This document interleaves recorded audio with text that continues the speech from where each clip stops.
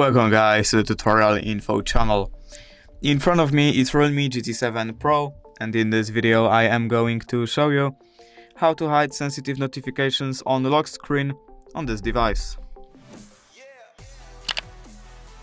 Alright, so to do this, firstly we have to swipe from the top to the bottom like this, right here from this left top corner. Now here we have to click on this icon because it's gonna open notification settings.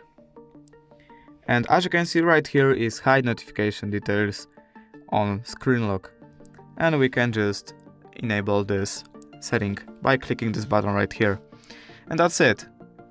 If you did enjoy this video, leave a like and subscribe. Thank you guys for watching. Bye!